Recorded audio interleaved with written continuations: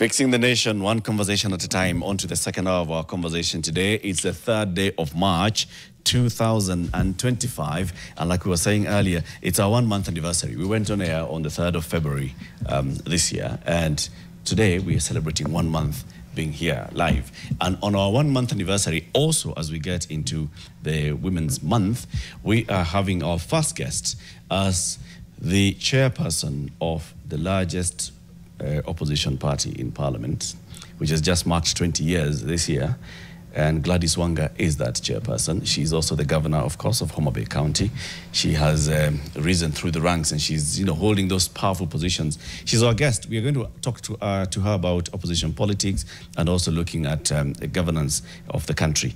But before we do that, we've got what we call the news fix, that is tracking what the newsroom is tracking today. Janet, what do we have top of mind? Top of mind will take you right to, I guess, abroad, because I'm trying to see what was sent in. Can I start further afield and then come home later? You can. Is that okay? Yes.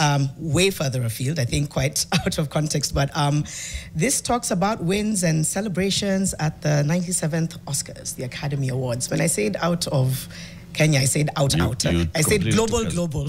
Completely took us away. It completely took us away, but we will obviously come back to some pertinent issues at home. But it talks about how California firefighters received a standing ovation at the Oscars. This was the 97th Academy Awards honors. Movies released in 2024. It's been an ongoing Hollywood event for the past, it says few hours, but I'd also want to say few decades. So really just recognizing the efforts. There was obviously the California wildfires.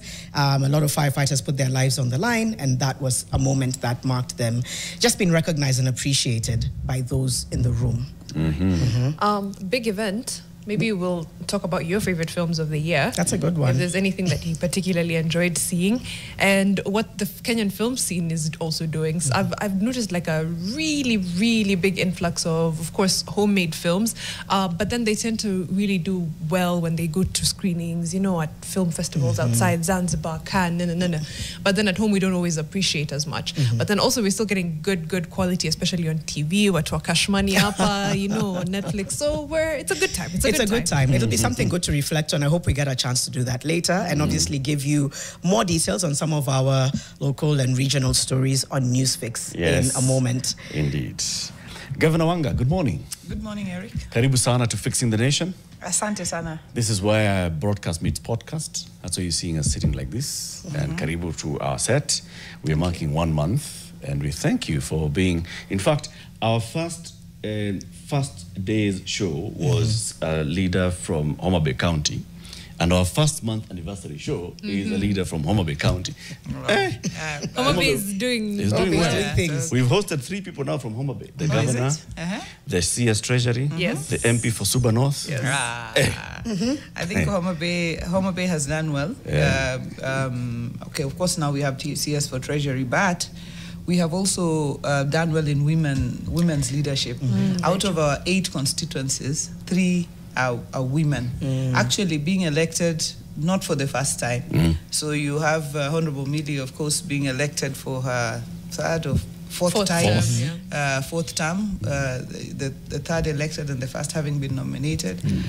We have Honorable Dr. Lilian Gogo, 2nd term.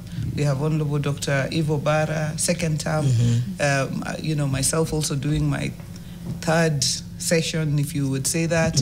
So I think Homa Bay have been good to women, and we really do thank them. And congratulations on your 1 month anniversary. And I think you have taken the scene by storm, because you'd think like you've been here a year. Really? Because thank you. You're everywhere. So you found a way with it, and I think it's good, and I'm really honored to be here, and thank you for having me.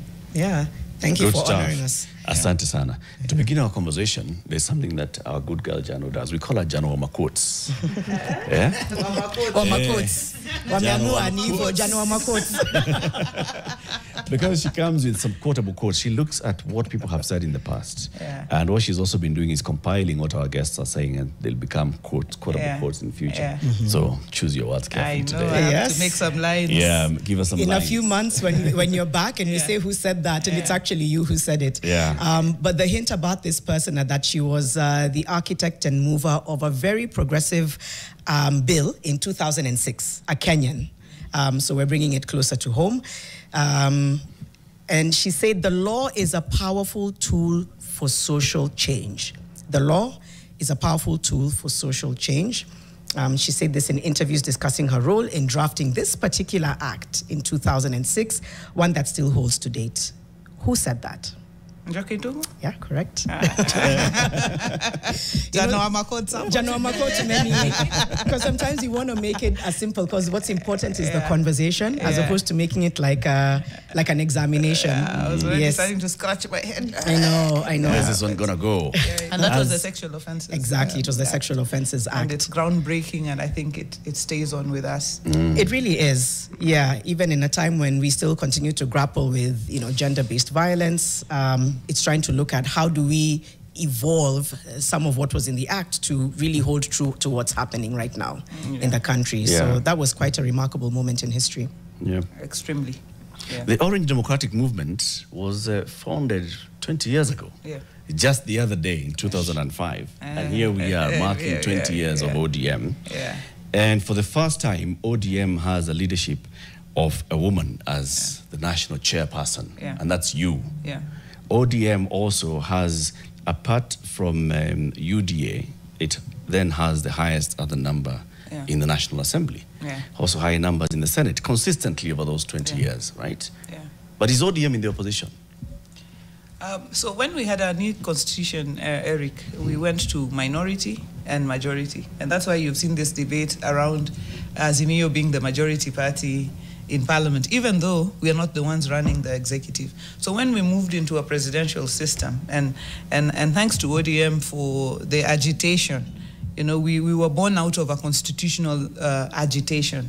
And when there was the orange and the banana, and the people who had the orange, who are the ones who won that referendum, are the ones who moved on to form the Orange Democratic Movement Party, and that's a history.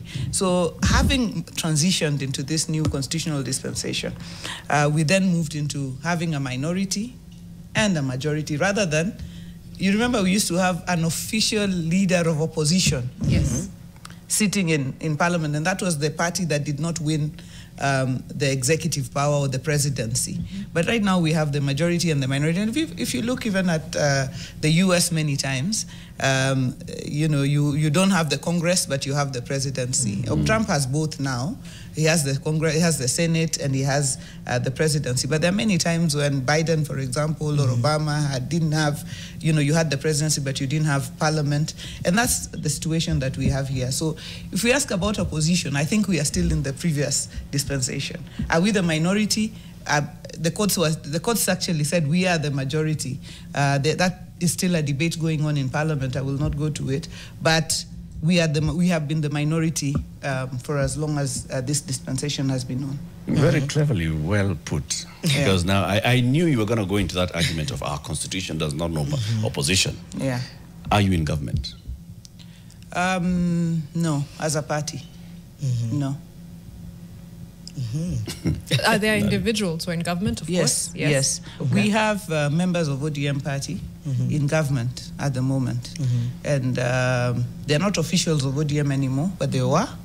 And you know them. Yes, they are in government. They are serving in executive positions.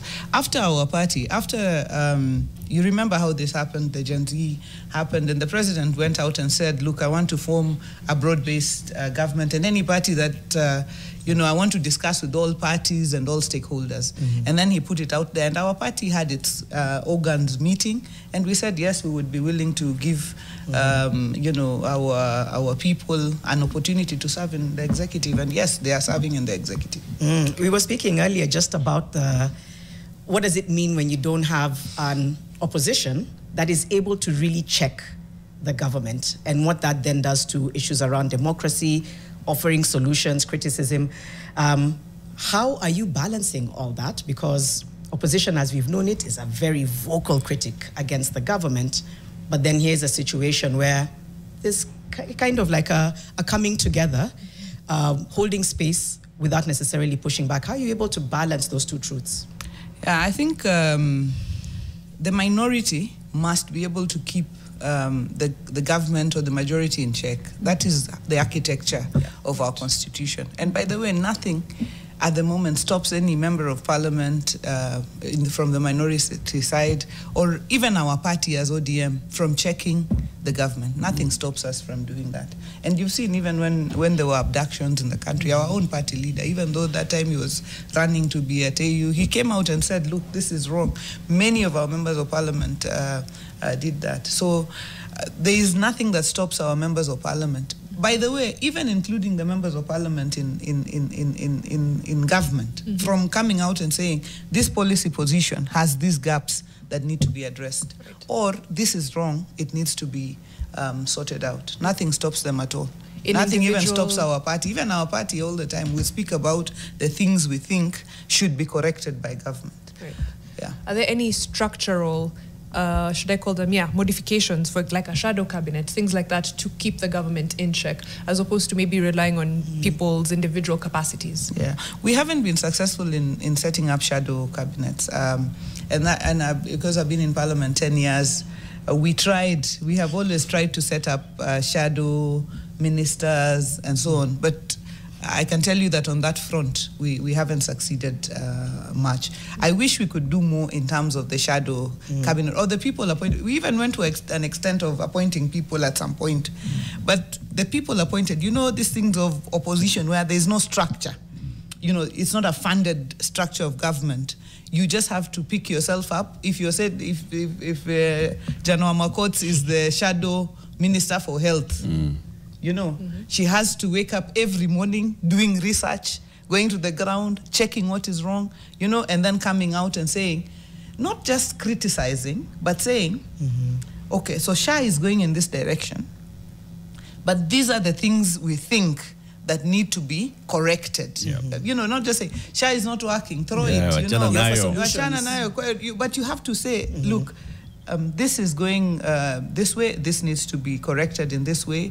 I mean, if you ask me, like right now about SHA, for example, I would say a few things about what I think is going well and what I think can be corrected, and that's a kind of oversight that should be provided. So is it a capacity issue, a resource issue? What is it when you say we've tried to form this? I think people just didn't, I think because it's not a culture that has taken root, people just didn't fit well and take up their positions. And I can tell you that there's a lot of sacrifice involved for the individual member in terms of just making sure, even just bringing laws, bringing motions, bringing questions. There's a lot of sacrifice involved on the part of the individual member. And when you see members doing a lot of legislative work and even oversight work, those members sacrifice quite a bit because you're not paid more for bringing more laws, So it's just it's sacrificing your time in the constituency to make sure that you've brought up some of these issues. Okay.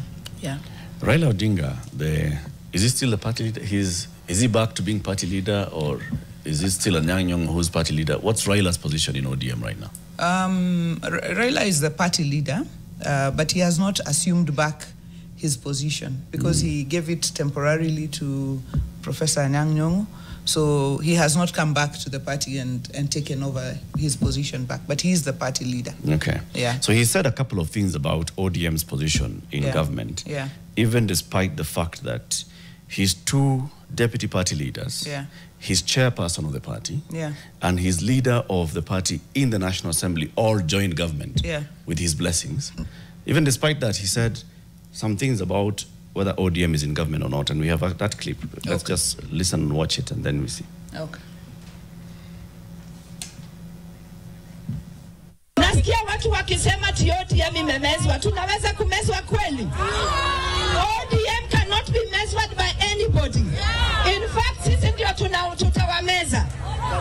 When the time comes, if we become a strong party, we will be the party to be looked for, and we will be the party to make the government.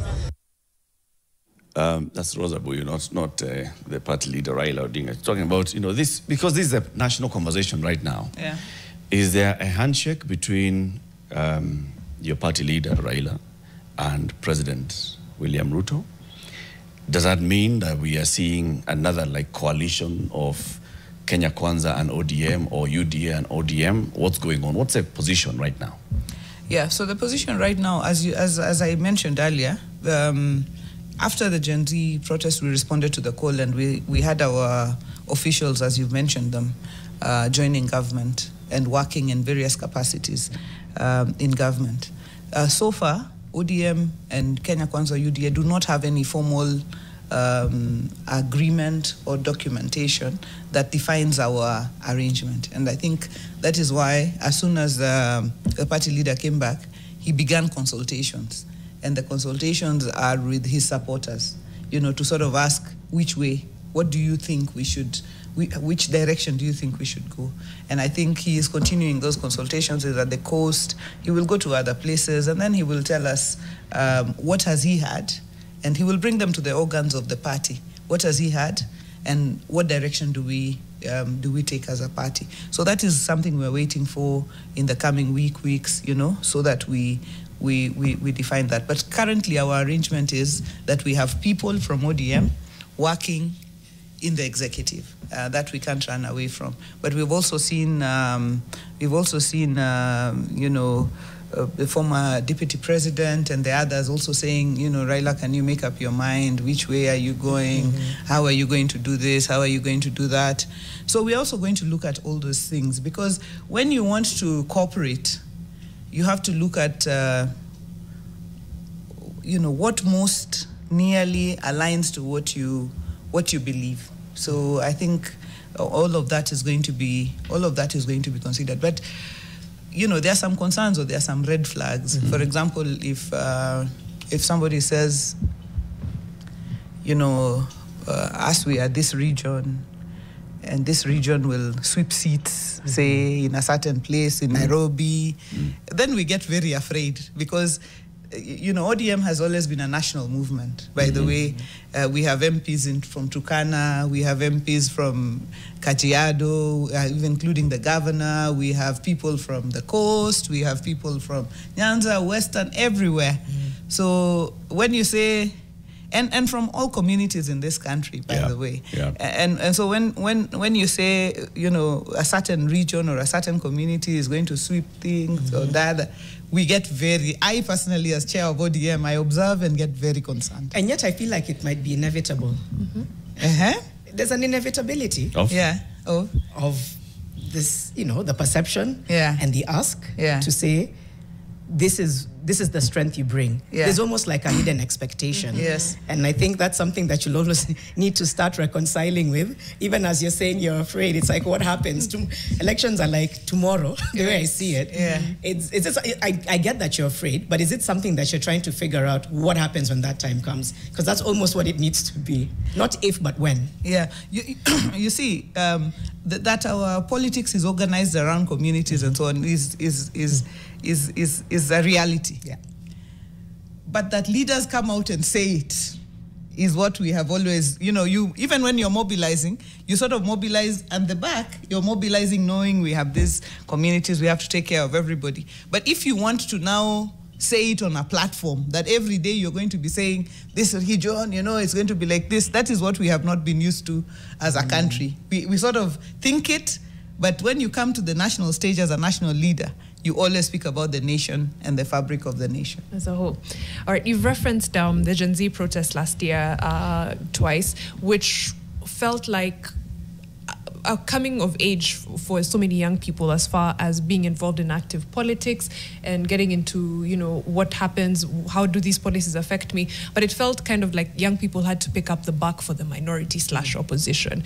The civic education that was going on, the back and forth, and of course it's being part of an active citizen, the memoranda to parliament, writing to them, but especially the civic education and the offering alternatives, etc. That felt like young people had to do the job of opposition. Where was opposition during all this? Before the budget policy statement, into finance bill, into the streets? Yeah, thank you. You remember at this time, the minority had already presented their position. Actually, they said they were not in support of the finance bill. They were never going to vote in support of it. They actually withdrew all their amendments. They walked out and so on. But their voice was not as loud as what the Gen Z did to this nation, waking up the general conscience of the nation, because these are our children. They were on the streets, you know. So everybody's attention was, and we congratulate our young people for taking that up, because, you know, sometimes politicians sound like a broken record, you know, when they keep saying this, they keep saying that, and then also trust, you know, wanes over time, and people sort of think, no, same old story, you know. But when the Gen Zs came, it was a breath of fresh air. They brought out these issues. They spoke to them on social media. They raised the issues continuously, and the nation's attention was caught by this. And I think the Gen Z must continue. I mean, they did a good thing. They must continue to advocate, to raise these issues, whether it's on social media. If things are not working, they must continue. What we cannot afford is to degenerate into the kind of violence, you know, that we saw, or people taking advantage of these movements. That is I think that is what would be on the other side. But otherwise, I think we must continuously speak and say what is wrong. And I think nobody can say no when people say this is wrong, correct it. Right, but I still think from the been more done from an opposition perspective, because like I said, it's nice to be actively involved, but that is also someone's job in this case, which is, you know, minority, and to do that oversight job, so that it doesn't feel like young people are starting from scratch. If there is an active opposition that is saying these are the clauses that we have a problem because of XYZ, that's giving that civic education, you know, that's doing that. It makes the work a lot easier. I agree. I think the minority can do better, you know. They can do better, they can pull up. They did try with that Finance Act, but on a day-to-day, they can definitely, you know, do better in terms of exposing, you know, clauses in laws. Especially, a lot goes on in Parliament, and having been there, I know. The only thing is, for you to bring it to public attention, that is where the problem is, you know, because a lot goes on every day. Many laws are being made, and many amendments are being done just by MPs of good faith. You know, they are amending laws. They are trying to make sure that, you know, public interest is safeguarded. But they do it quietly in the shadows of, you know, Parliament there, because there's a way sometimes you don't break through to the mainstream media, to the newspaper, to the, you know, you don't just break through. But a lot, I can tell you, goes on in the shadows. I know many nights we spent in Parliament just amending laws for the sake of Kenyans, but many of those things don't make it to the dailies. They don't make it to your desk as fixing the nation. They just remain there. But then when something happens, then you will be told, but you didn't do anything. Why didn't you do anything? Then you say, but can I look for my yellow peppers? We actually did. We actually did something. Yeah. Governor. Yeah. Do you believe that Azimio has the majority in the National Assembly? Yes, as at election time, Azimio had the majority in Parliament. And today? Of course, they still do have the majority. The only thing is that people have, you know, shifted in terms of allegiance. You know, in terms of allegiance, I could have been elected on an Azimio party, but I made a decision to work with Kenya Kwanza. You know, you can't force me, because I'm elected by my people. So that if a motion comes on the table and people are voting, I will vote with Kenya Kwanza. But as far as what the courts were affirming, that as far as when the elections were done, and people were elected either as Kenya Kwanza or as Azimio, then at that point, Azimio had the majority. But you see now, the proof of the pudding is in the eating. So right now, what are we eating? Are we eating an Azimio minority or an Azimio majority? If you table, I don't know. It will depend on how the votes are taken on a day-to-day basis. But I know many parties that were with Azimio that made a decision to work with Kenya Kwanza, but that does not remove them from Azimio legally. I asked that because we are asking ourselves, so what's the role of members in the National Assembly? We've just talked about the finance bill and how it was passed. It was passed in Parliament.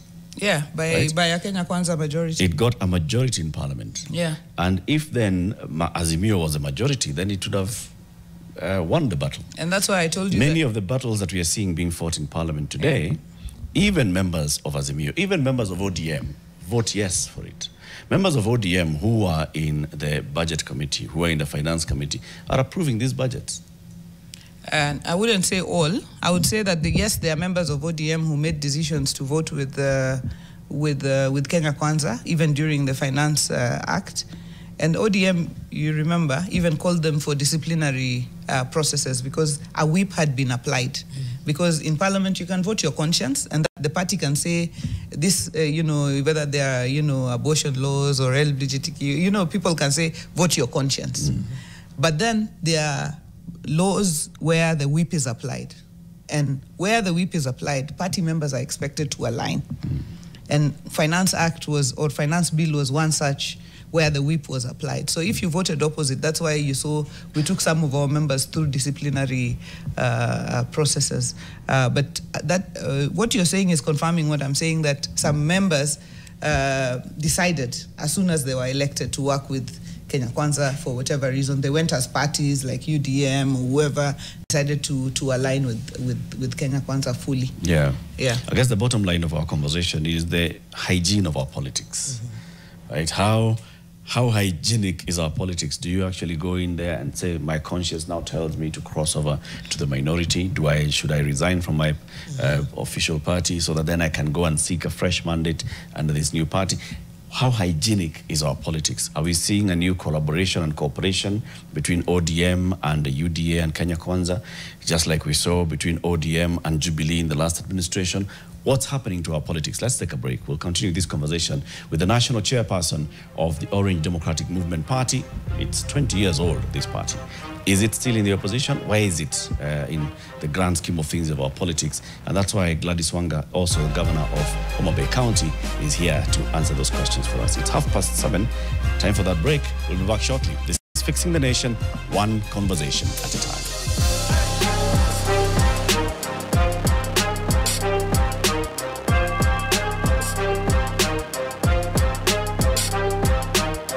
Indeed.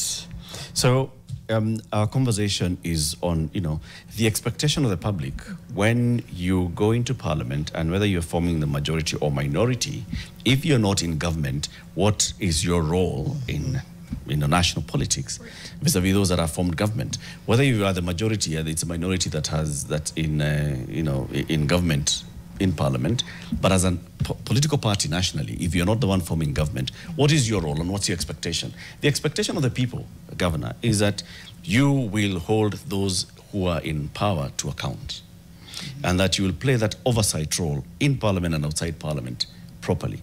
And also that people will hear your position as the alternative government on some of these big policy decisions. For example, what is ODM's position on the affordable housing program, on the social health authority, right? Right now, let's just ask you actually that one. What's ODM's position on SHA? Yeah. Is it working? Is it not working? Is it good? Is it not good? Yeah. So maybe say every member of Parliament that walks into the National Assembly or the Senate, your roles are three: oversight. Your people have elected you. You're going to Bunge in this new dispensation. Oversight, legislation, representation. That's a job of everybody. Yeah. Everybody's job is to oversight the executive by asking questions. And that's why sometimes you see all members of Parliament together, join up and ask questions regarding whether it's SHA and so on. And coming back to your question, what is ODM's position on the Social Health Authority? And at this point, let me say that as part of Azimio's manifesto, we had universal health coverage. Yeah. We also had affordable housing. Those are cross-cutting manifesto issues between Kenya Kwanza and Azimio, even during the campaigns. Right now, I will speak both as a governor who's on ground implementing the SHA, but also as the chair of the ODM party. What I want to say is that universal health coverage has been attempted twice. I think Kibaki attempted it. It didn't work. Uhuru's government in the Big Four agenda attempted it, and they piloted it in four counties: Isiolo, Nyeri, Kisumu, and one other. Machakos. It also didn't. Machakos. It also didn't work. It didn't take off. This is perhaps the most bold attempt at attaining universal health coverage. Does it have gaps? Huge gaps. I mean, there are gaps that have to be filled, like with any new system. Latif, SHA has been under implementation since October. So it means that it's been 5 months, 5 months down. But I counted more than that. Because it started October? The laws were passed in October of 2023. Yes. So between that time and October last year into today, SHA has had life to breathe. So implementation-wise, when the rubber meets the road, law can be on paper, but when the rubber meets the road is when you actually begin the implementation. And that was in October last year. One thing I can give you from Homa Bay's experience is the only people who are registered on NHIF were 6% of Homa Bay County's residents. 6%. Those are the only people who could access NHIF care. Right now, Homa Bay is headed to 40% registration under SHA.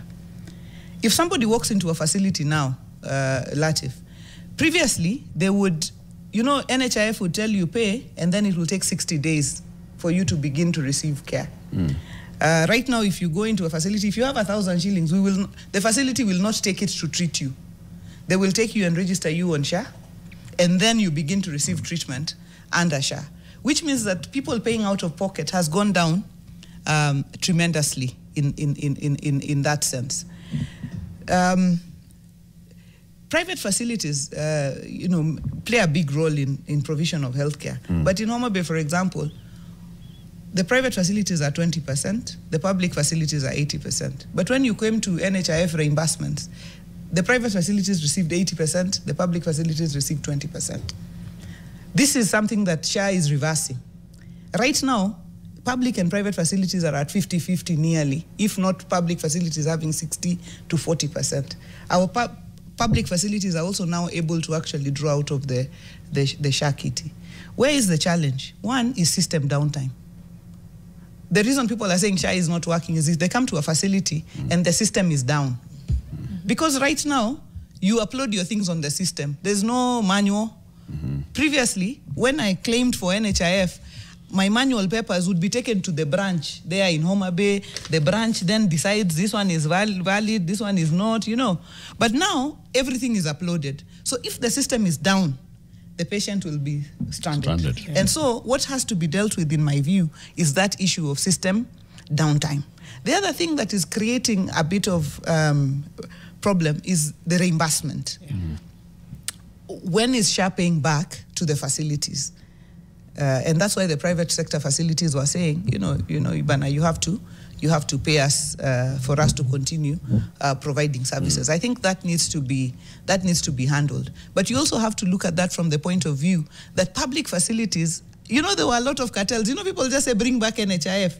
But remember, when we had NHIF, only 6% of Homa Bay people were able to actually access treatment. Now you have 40% of Homa Bay people able to access treatment. There was a lot of shenanigans at the back. And you remember we had an inquiry in Parliament about just the amount of fictitious claims that were being laid out there. So if you asked me, should we bring back NHIF, I would say a big no.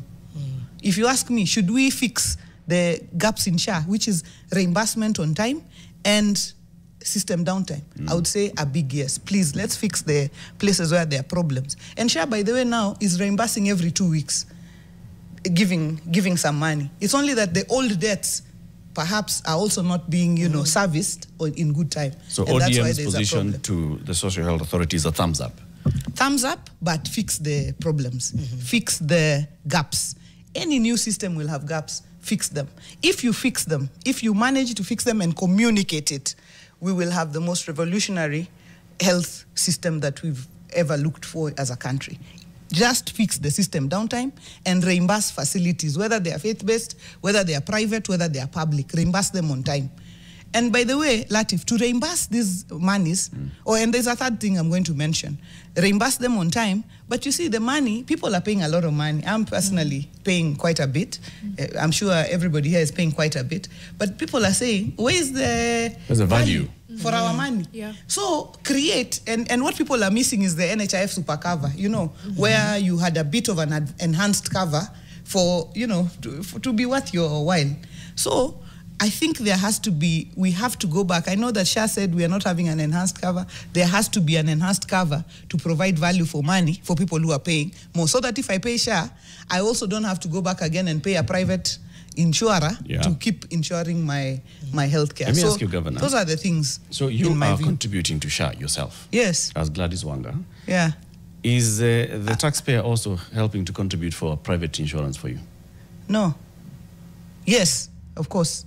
In terms of, if Homa Bay is paying for private insurance, yes, the taxpayer is contributing. Okay. So then why are we paying for you for private insurance and for this SHA at the same time?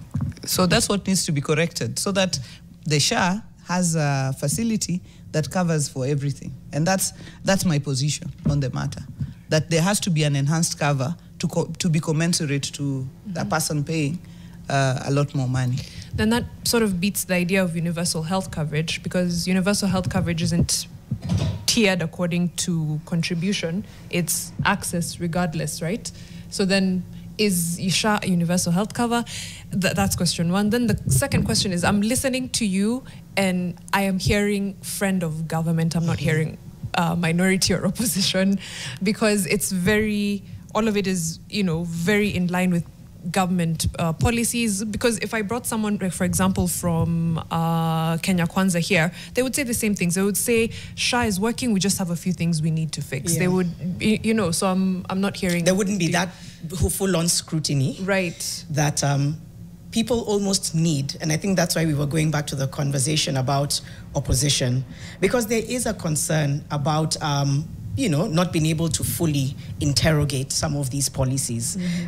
If at all, there's that kind of alignment with government. Just to Mariam's point, I was actually reflecting like you and thinking what we're missing, I think, in many ways is, where is the voice of the people who, there's been so much dissent around SHA.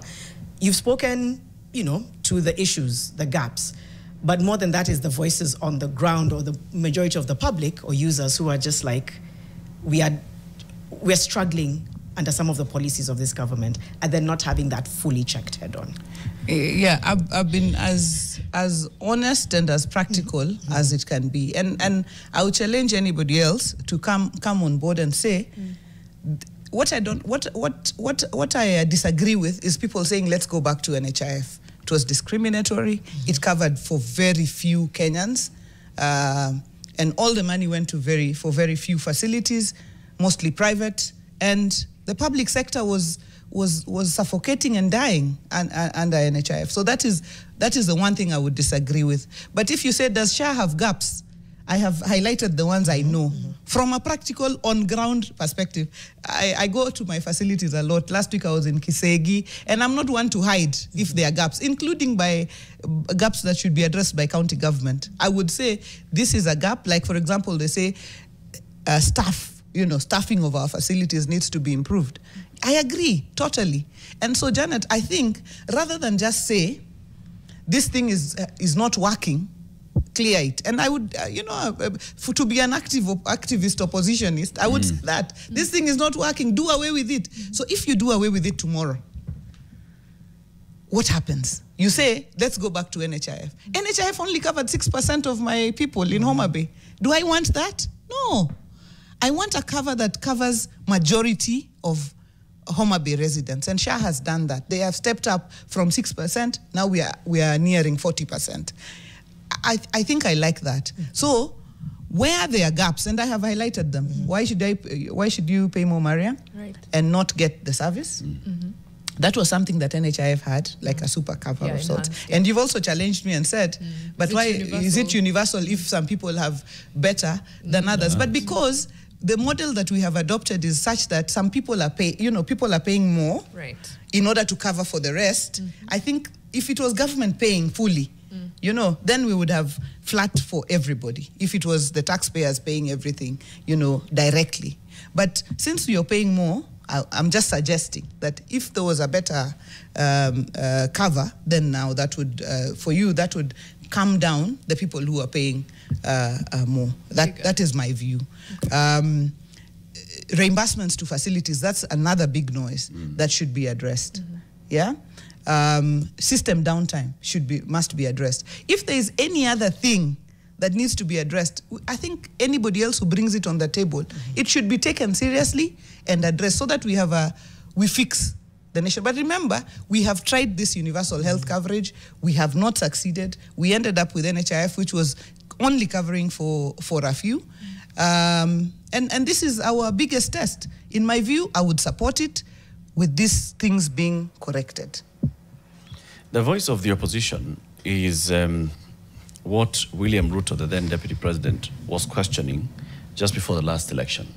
He said we have a mongrel of a government where the parties that are supposed to be like on the opposition checking government have joined hands with the government, and a section of government is out of government and is now the one that is checking those in government. Yeah. We have a similar situation now. Some of those who were in government have sort of left the government in everything apart from action, and they are checking the government.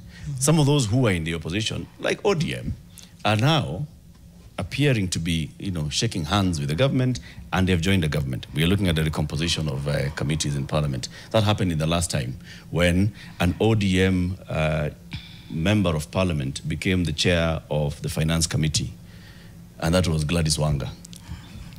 That is a position that is usually, taken over by the majority. She was in the minority, but she chaired a crucial committee like the Finance Committee. That is because of the handshake that was there then. What nature of politics are we having now in this country?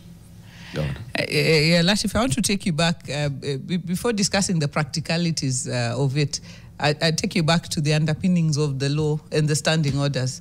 There's nowhere where it says majority should chair finance. Once members are put in committees, it is their prerogative to elect a chair.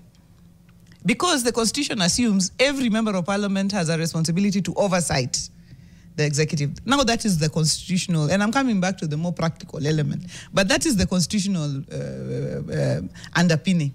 Once we go to the committee, they could elect anybody. By the way, anybody can be elected. That's true. Yeah, so long as you talk to the members of the committee, they will just say, Mariam, you're our chair, because we think that you will best represent the position of this committee. That's how we created our constitution. That is it. But then, practically speaking, yes, of course, there was a handshake. And there was a cooperation. It wasn't a coalition or anything, but there was a cooperation between the two parties then. And it was a situation almost similar to what's happening now, because the practicalities of governance is that you need a majority in Parliament. So if part of your teams are leaving, you find a working relationship that can enable you to have numbers so that you can run your agenda as government.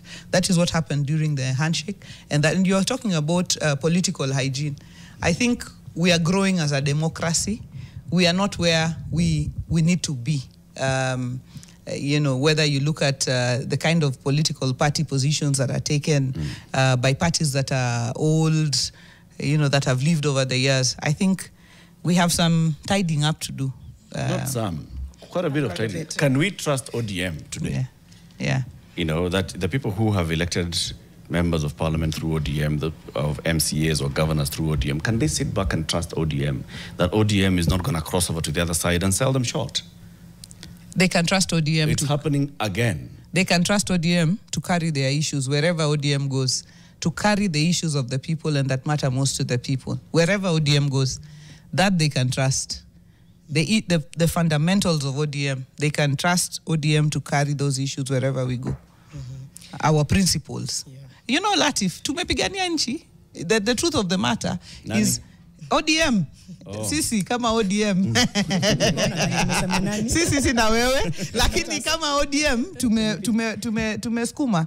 You know, for devolution to get to where it is. So, for example, you will not expect that wherever ODM goes that we will abandon our quest for a strong devolved governance. We have seen it. Yeah. Uhuru Kenyatta's administration reduced the amount of money or even the timely distribution of money to the counties. The William Ruto administration is doing exactly that. Now you're a governor, you sit on the other side, you can see how the money for devolution is coming. It's coming in trickles. The push that you've been having as Council of Governors to have a greater allocation to counties is reducing, is being pushed back. This is the same administration that ODM is now shaking hands with. Let me say this. ODM's push for a strong devolved governance remains. And our voice remains strong that money is going to counties must be higher. And whatever position, whoever we speak to those principles and we remain true to them. I can tell you on this table, I believe money going to counties should be higher. For example, even for health, I believe the money being retained in Nairobi by the health budget should be taken to counties. And therefore, nothing stops us from speaking to those things and speaking strongly about them.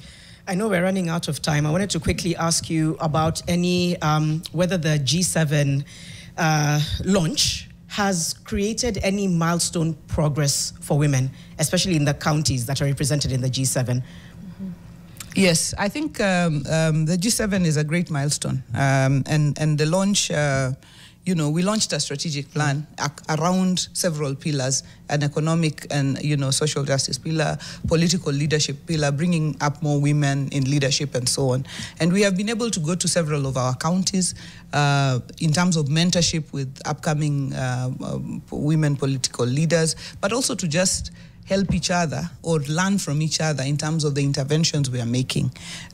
For example, we want to prioritize water. We want to look at gender responsive budgeting. We want to prioritize things like water. We want to prioritize health, you know, reduce maternal mortalities and neonatal mortalities and so on. So we have gone around our counties to learn from each other. For example, what Kirinyaga has done with their facility, or what Machakos is doing, or what Homa Bay is doing. So we are learning from each other continuously and ensuring that we are, because women have to work twice as hard to just get half of the recognition. And today, if I slipped even a little bit, all women, anybody who's trying to run, everybody, even you, Janet, here on the studio, you women, you can't do it, you know. So we are holding each other's hands so that we don't slip, so that we continue to stand strong, and so that by the work that we do, we're able to, you know, the other women who are trying to run even for other positions can come up. And I want to tell you that we've not done badly. The other day there was a listing of, you know, how counties have performed. Homa Bay, for example, was second in terms of counties. Third, if you look at that top 10, 15 counties, majority of the women-led counties are there. And if you look at what the women governors are doing, we are putting in the twice, 3 times the work just to get quarter of the recognition, to just keep pulling, just so that we don't sleep and spoil it for the rest of it. When men sleep, nobody says that you men, we are removing all of you from these positions. Yeah, it's just individual, it's just lucky. Yeah, it says so and so, you have done bad. But when Wanga sleeps, women, Angalia, look at these women. So we are staying on the straight and narrow to get ourselves to where we need to go. And we hope that in the next election, we will move to the 24 governors that we are looking for. And we're going to identify them, and we're going to work together with them so that we have more women running counties. I can tell you, the women-led counties are doing much better. No, it's true. We've seen the reports doing quite well. Thank you so much for coming today. We really do appreciate your presence. Of course, the work that you're doing with the G7 in Homa Bay, and of course, as the chair of ODM. These opposition questions, I think we'll still have to do a second round. Because I'm seeing, especially on YouTube, Bocho kona maswali bado. So maybe we'll have you back. But we have to take a short break now. We'll, of course, be right back, of course, with another amazing conversation around what, not even promises, but dialogue in politics. Should we be dialoguing? How do we dialogue? We'll be having that with Frank Walukwe, who is the Deputy Chair for the Center for Multi-Party Democracy.